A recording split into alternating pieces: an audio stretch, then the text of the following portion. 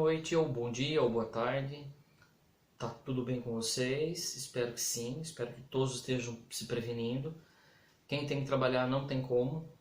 Tem que trabalhar, senão a vida da gente para.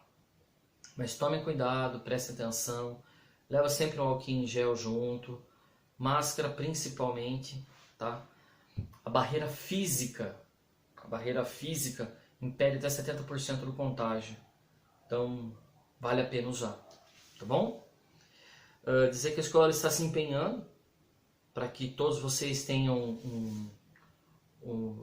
apesar do impacto ser grande, tentar minimizar esse impacto, tentando deixar os professores um pouco mais perto dos alunos, tá bom? No última videoaula, nós terminamos o conteúdo de introdução à hematologia, tá? Onde nós falamos o quê? Que a célula vermelha, o eritrócito, quando a hemoglobina está com oxigênio, ela leva um nome. Quando ela está com gás carbônico voltando para o coração para depois ir para o pulmão, ela leva outro nome, tá? E nós terminamos ali. Hoje nós vamos pegar a parte que está falando sobre hematologia. A imunohematologia vai ficar mais para frente porque é uma parte bem complicada. Eu gostaria de passar isso em sala de aula, tá bom? Então o que acontece? Vamos falar um pouquinho sobre o armazenamento. Então eu coloquei aqui, ó, glóbulos brancos até 3 horas, alterações mínimas, de 12 a 18 horas, alterações aparentes. Glóbulos vermelhos até 6 horas tem alteração mínima, após 8 horas é massas crenadas e esferócitos. Vamos explicar um pouquinho sobre isso. O que acontece? A pessoa vai lá no laboratório de manhã, 6h30 da manhã, 7 horas. Ela vai lá, faz seu exame, nós vamos ver isso, tá?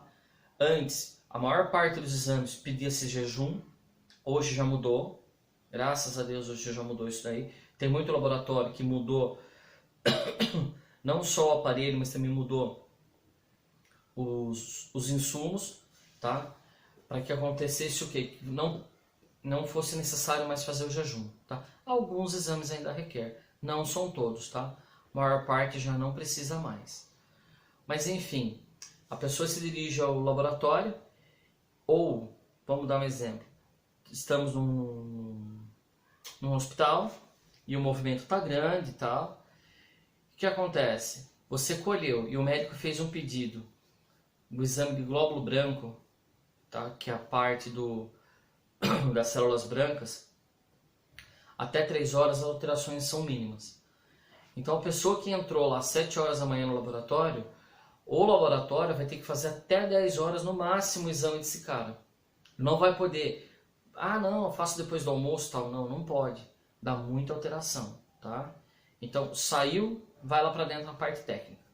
Os glóbulos vermelhos, até 6 horas de alterações mínimas. Após 8 horas, as hemácias elas mudam de formato. Então a gente viu aquele formato bonitinho, côncavo, redondinho, côncavo tal, que acopla a oxigênio, ele vai mudar. Ele vai ficar com espículos, que são umas pontinhas, tipo uma mamona, para vocês entenderem. E os esferócitos, elas perdem totalmente a conformação, elas ficam como se fosse uma bolinha, extremamente redondinha, tá? E aí já não consegue fazer o exame adequado, porque muita informação ali vai ser omitida, tá? São informações irreais.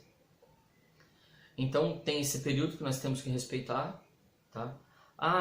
O paciente entrou lá, cada 2 pacientes que vêm eu vou correr lá para dentro? Não, tá? Mas os glóbulos vermelhos, provavelmente, e isso é certeza, vai em banho-maria. Se ele for em banho-maria, ele fica mais tempo. Na temperatura do corpo, 36 graus e meio, às vezes 37, porque o que acontece? Tem uma bandeja, uma máquina quadrada, tá? Uma máquina que não é, posso dizer, mais ou menos o tamanho da apostila de vocês, tá? Ela é retangular e tem a água dentro e ela vai ligada na tomada e ela mantém a temperatura sempre 36,5. Se a gente ficar abrindo muito a tampa, ela perde um pouco a temperatura, então a gente regula para 37 porque está perdendo a temperatura, aí ela dura um pouco mais de tempo, tá? Os glóbulos brancos normalmente são 3 horas, então tudo que nós vamos fazer sobre anticorpos, tudo isso daí, nós precisamos fazer até 3 horas depois da coleta, tá? Os fatores fisiológicos que alteram, tá, o resultado: gestação, tá, altitude, exercícios e os fumantes. Vamos lá, gente. Gestação. Nem preciso explicar muito, né? O corpo da mulher tá uma bomba de hormônio, tá desenvolvendo um outro ser dentro dela e é normal ter alteração. Mesmo que seja uma alteração significativa, tá? Pode acontecer, tá bom? A altitude. Eu não estou falando de lugar alto como Serra Negra, que é bem mais alto do que a cidade aqui de Amparo, ou Campos do Jordão, que é bem mais alto que Serra Negra. Serra Negra, a praça tem 980 metros acima do nível do mar. Amparo, a praça, acho que tem 700, 690, 700, alguma coisa assim. São 200 metros de diferença. É bastante, mas não é significativo para dar uma alteração no exame. Mas vamos pegar as pessoas que moram no Chile, as pessoas que moram na Bolívia, acima de 2.500 metros de altitude do nível do mar, acima de 3.000 metros, como La Paz, dá uma alteração significativa, bastante significativa, tá?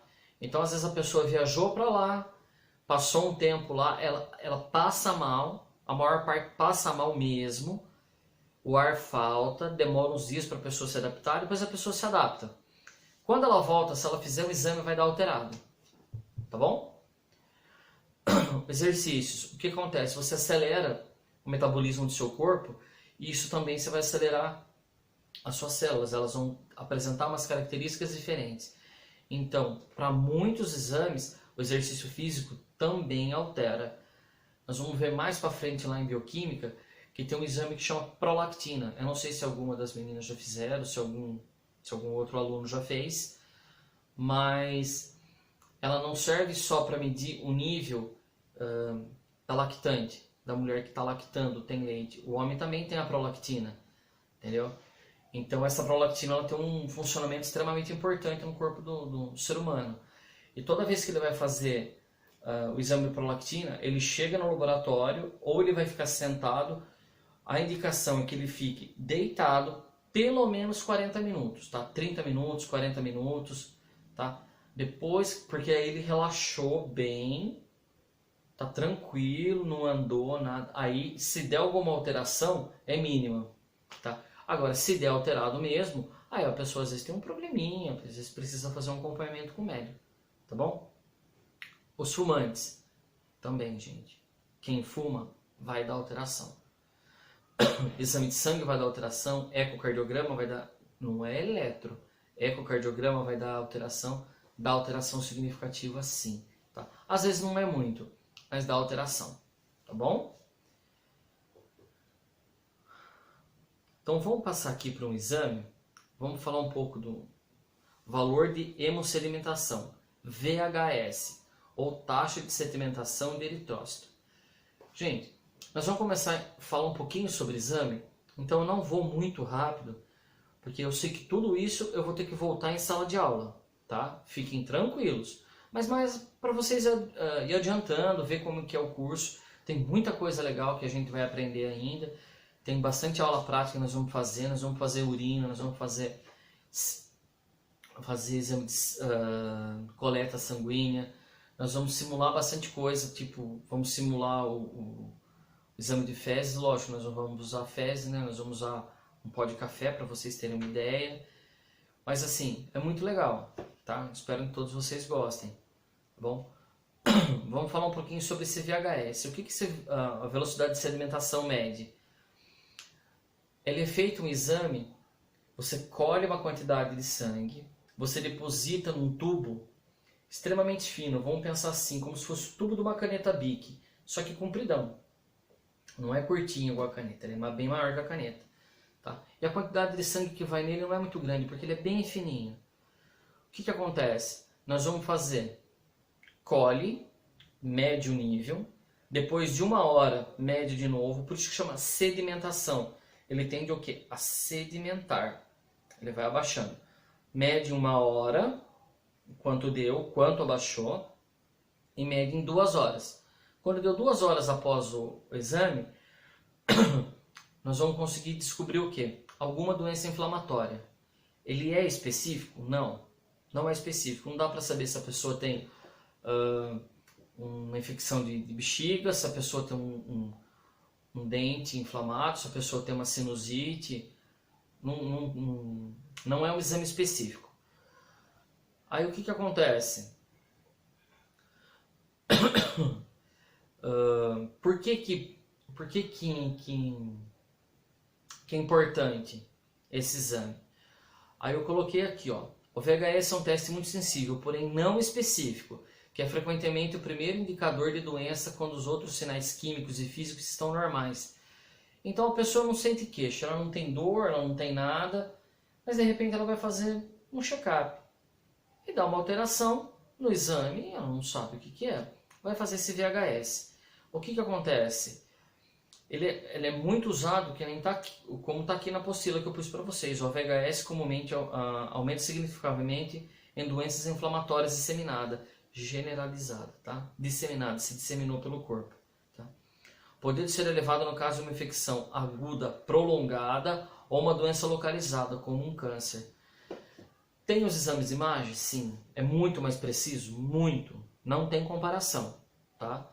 Mas o que acontece? Como o recurso é pouco, principalmente na área da saúde, primeiro pede o VHS. O VHS deu normal, já começa a descartar algumas coisas, tá? Deu alteração no VHS, melhor ficar esperto.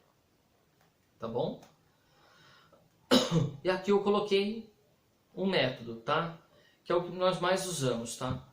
Então eu vou demonstrar isso em sala de aula, tá bom?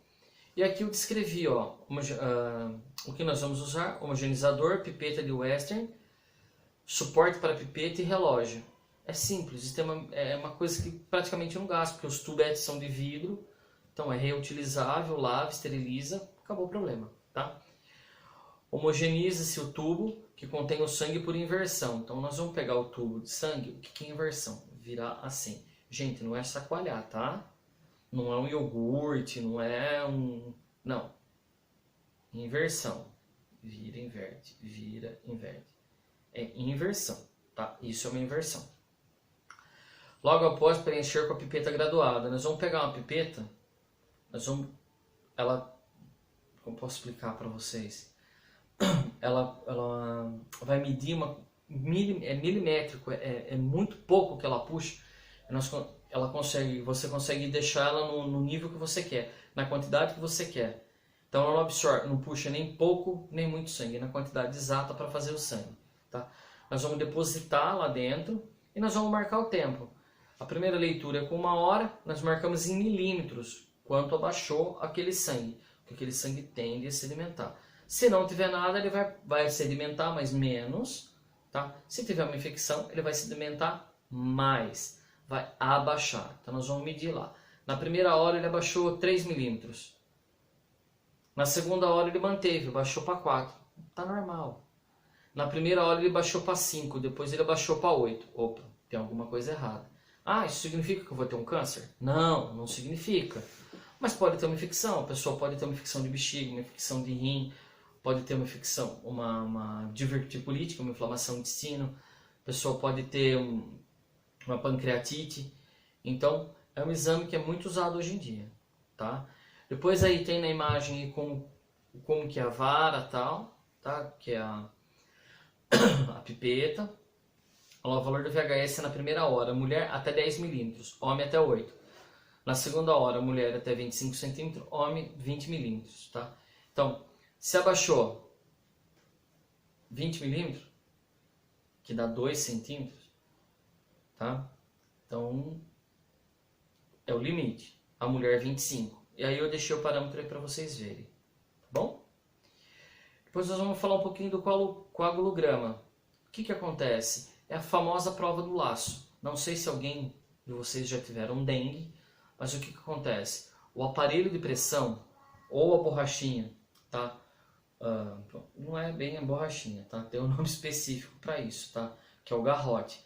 Ou nós pegamos o aparelho de pressão, colocamos no braço e inflamos o paciente, tá? Ou nós pegamos o garrote e prende. O que acontece? Durante um período de tempo muito curto, nós vamos ver que no braço da pessoa vai aparecer petequias. O que são essas petequias? São bolinhas vermelhas.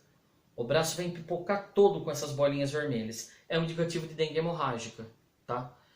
Aí nós temos trombocitopenia, temos outras doenças e algumas anormalidades vasculares, tá? Se a pessoa tem uma dificuldade de vascularização, tem uma deficiência na circulação, vamos dizer assim, tá? Também vai aparecer. E as disfunções plaquetárias, por isso que o caso da dengue pode detectar a dengue hemorrágica ou a dengue tradicional. Aperta o garrote no braço ou aparelho de pressão, vai ver que o braço inteirinho vai ficar marcado, cheio de petequia, tá bom? Vamos parar por aqui, na próxima aula a gente continua nesse lugar, tá? No coagulograma. Um beijo a todos, fiquem com Deus.